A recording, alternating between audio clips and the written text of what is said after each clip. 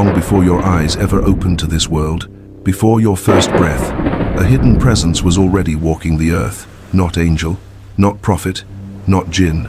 Something else. A man whose life stretches across centuries, a servant of Allah, yet unseen. A traveler between worlds, between moments, between what has happened and what is written to come. His footsteps echo through history. His shadow crosses civilizations. Some have met him without ever knowing. Some were saved by him without ever seeing his face. And some were tested by him. He appears when the world bends under the weight of destiny. When a soul is on the edge of destruction. When a believer cries in silence. They call him many names.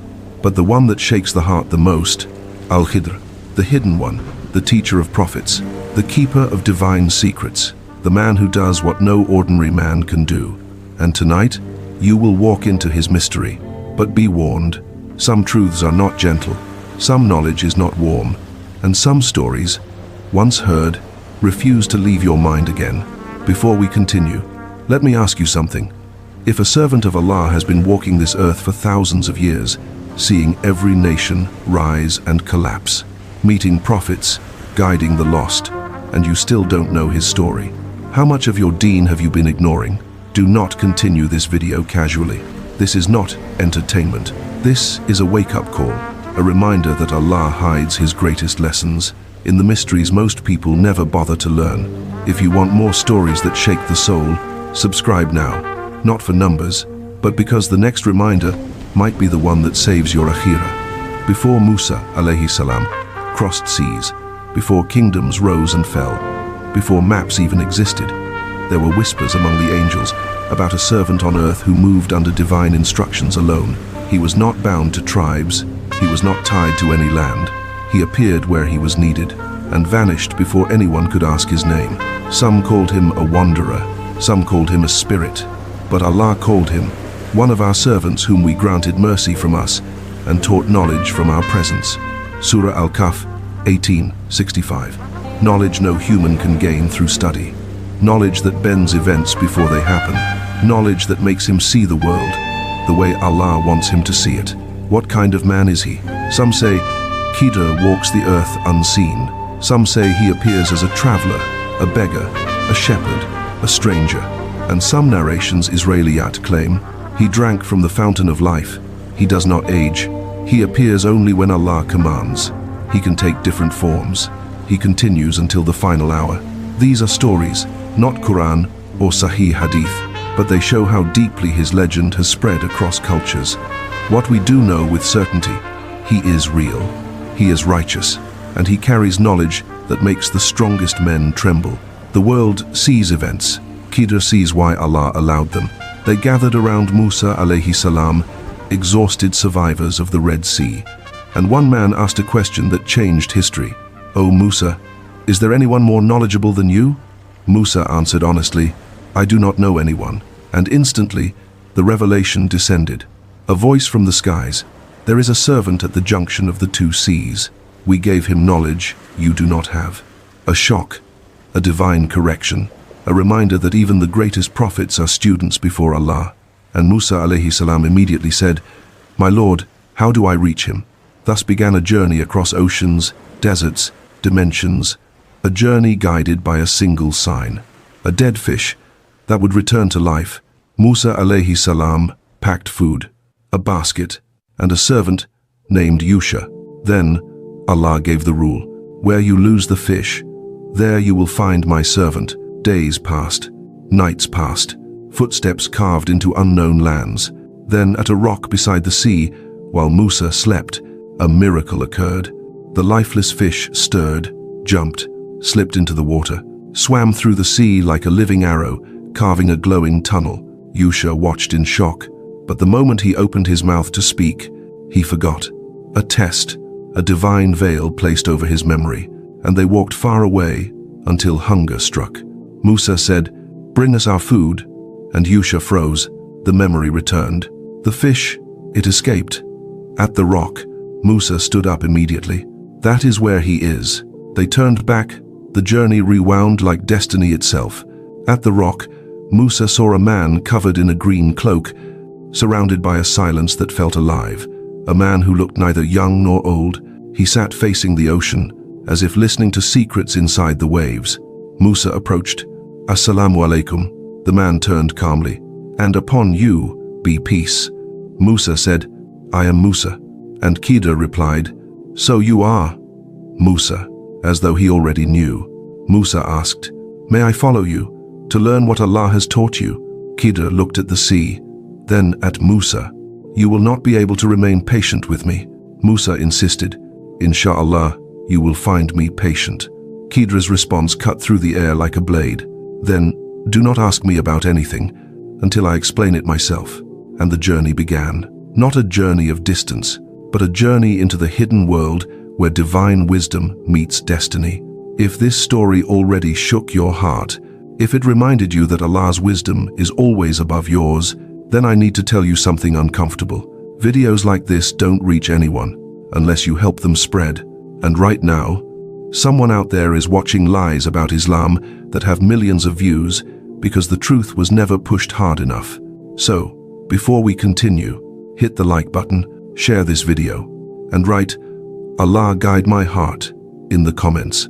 It takes you 3 seconds, but it may be the difference between spreading truth and letting false stories dominate the platform. The journey begins, the boat of the poor. The sun was low on the horizon, glowing orange over the endless stretch of ocean, when Khidr finally stopped walking. His cloak, dark and heavy, swayed slightly with the whisper of the sea breeze. His face was half-shadowed, unreadable as though carved from mystery itself. Musa alayhi salam stood beside him, breathing slightly heavier, dust on his feet from the long journey. Yusha had been left behind, as agreed. Now it was just the two of them, a prophet, and the one Allah called our servant, whom we taught knowledge from ourselves. Silence stretched between them until Khidr finally spoke. "There," he said, pointing to a small wooden boat bobbing gently by the shore. "We board this." Musa looked at the boat, worn, patched, tired. Not a merchant ship, not built by craftsmen of wealth, but by the hands of people who worked day and night to survive. As Musa and Khidr approached, 3 men, thin, sunburned, dressed in patched robes, lifted their heads in surprise. For a moment, Musa thought they would demand payment, but instead, as soon as they saw Khidr, their eyes softened.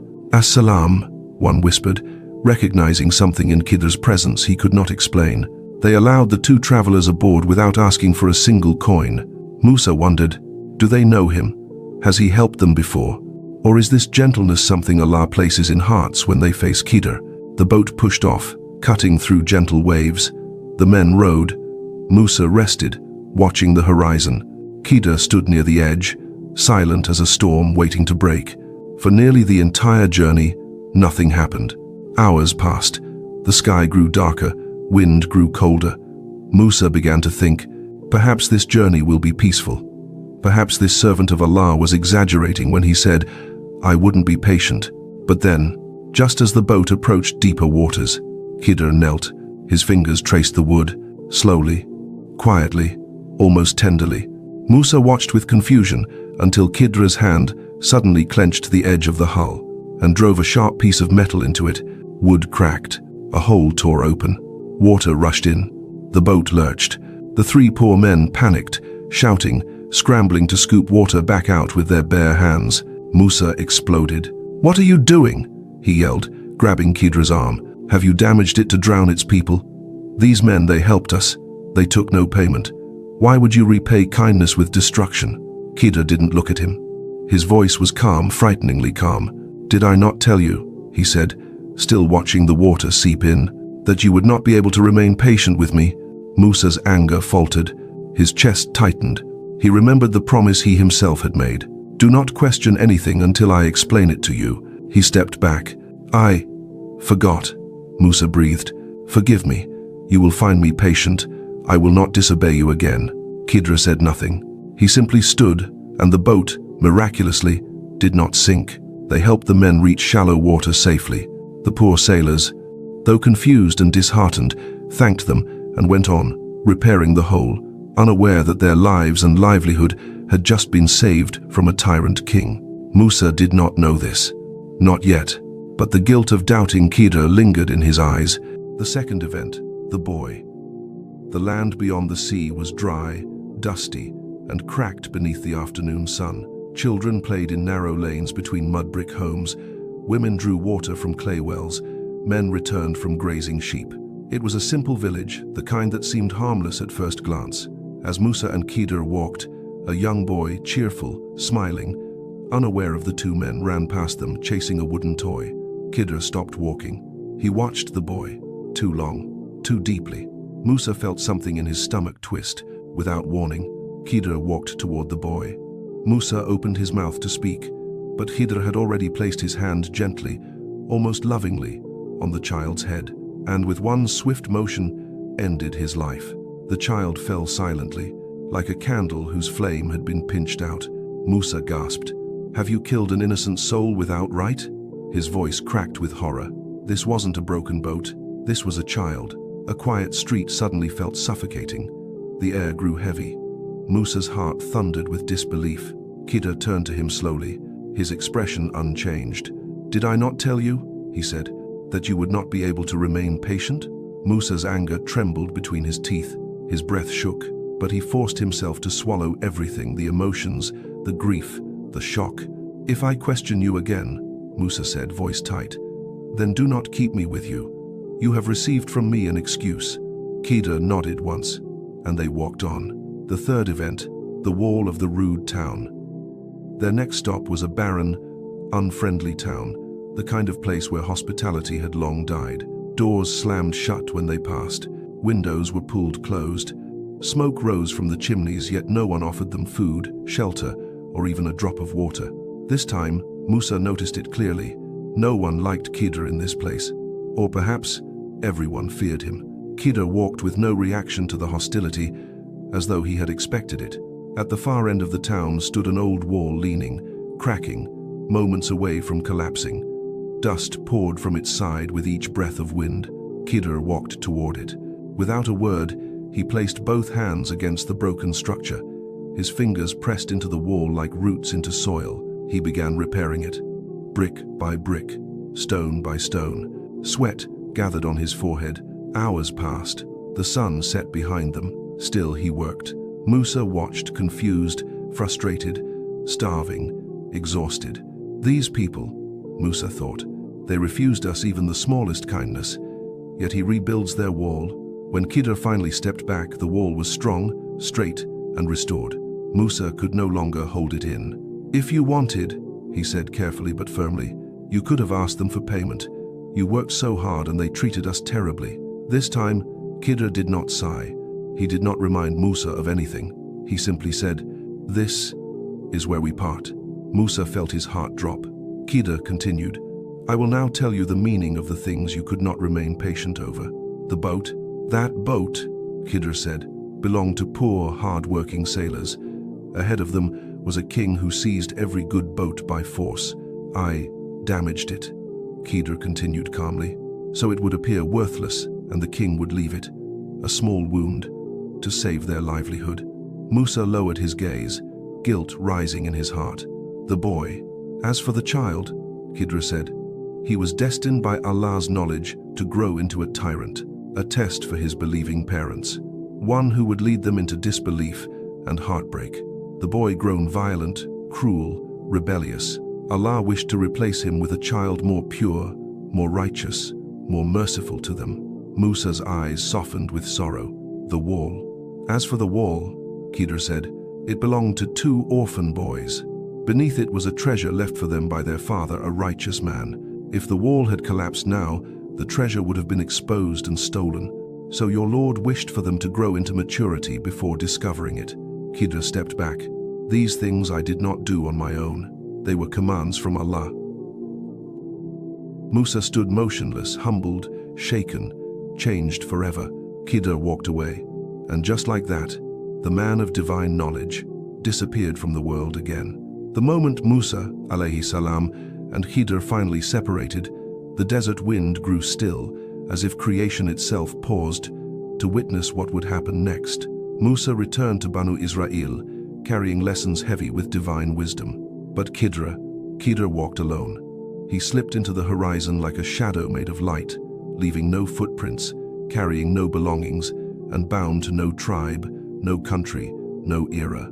Because Khidr's journey was far from over, his mission continues. Islamic historians and early Mufassirun narrate that Khidr's task did not end with guiding Musa, alayhi salam. Instead, it was only a fraction of a far greater role, one that stretches across centuries, kingdoms, and nations. Khidr was a servant specially sustained by Allah, granted a form of extended life and continuous duty. What is his duty? Not prophecy, not delivering scripture, not leading armies, but something far more subtle and far more dangerous. A hidden responsibility, a silent guardianship. Khidr's duty, according to the classical scholars, is to carry out divinely assigned interventions on earth, correcting something before it becomes corruption, protecting someone whose future, Iman, is chosen, removing something that would destroy generations, lifting harm from believers in ways humans cannot imagine. He is not guided by emotion, not guided by desire, but by pure command given directly by Allah. After his parting with Musa, alayhi salam, Khidr is described by early historians as the man who appears when the decree requires him and disappears before the eye can follow. Ibn Hajar, Fath al-Bari, Athar. Centuries passed. Empires rose, fell, and vanished into dust. But Khidr continued to walk the earth, a traveler without time. Some narrations, Athar, describe him appearing in the age of Dawood, alayhi salam, the time of Sulaiman, alayhi salam, among the jinn, the era of Dhul Qarnayn, the period after the flood of Nuh, not as a soldier, not as a king, but as a man who appears at critical moments, guiding the one heart Allah chooses to guide. Reference, Athar. Ibn Kathir mentions opinions that Khidr lived across multiple prophetic eras. Israeliyat, claims of Khidr with Dhul Qarnayn, non-Sahih, widely circulated in tafsir. Stories of encounters. 1. The stranger who saved a caravan, Athar. Several early scholars narrated that once, during a violent desert storm, an unknown man appeared among a lost caravan. He told them, "Move to the left. Your death stands in the right." When they followed, the sand dunes behind them collapsed like a wave. When they turned to thank him, he was gone. Reference, mentioned as Athar by Ibn Abi Dunya in Al-Ishraq, not Sahih. 2. The old man at the mountain pass, Israelia. Some narrations claim Khidr appeared as an elderly man to guide a small group away from bandits hidden behind a valley ridge.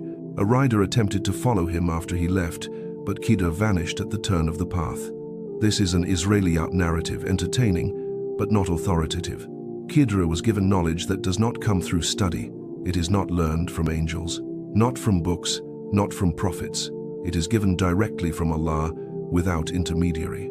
Surah Al-Kahf 18:65. We taught him knowledge from our presence, laduni.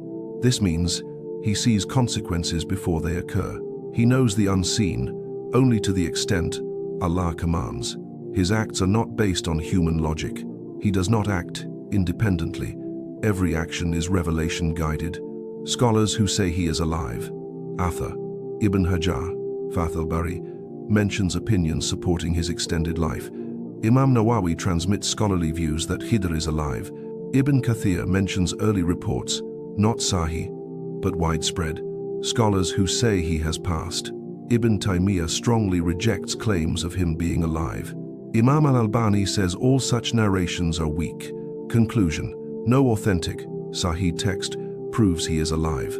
The belief that he still lives is based on Athar and Israeliyat, not Qur'an or Sahih Hadith.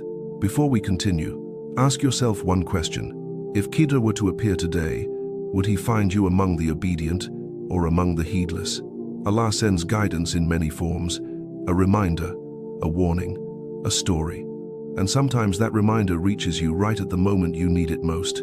So, if you're watching this is not random. This video reached you because your heart needed it. Don't scroll away without doing your part. Like the video, leave a dua in the comments, and subscribe, because maybe you are the reason this message needs to spread. Khidr and the Ummah of Muhammad sallallahu alayhi wasallam. Authentic fact. The Prophet ﷺ never said Khidr was alive. He never confirmed Khidr meeting anyone in the Ummah. There is no Sahih narration about him during our Prophet's time. But why did the belief spread then? Because Muslims saw something in Khidr's story that echoed their own lives. Sudden help during calamity, salvation from a disaster, a stranger appearing and disappearing, someone saying the right words at the right moment.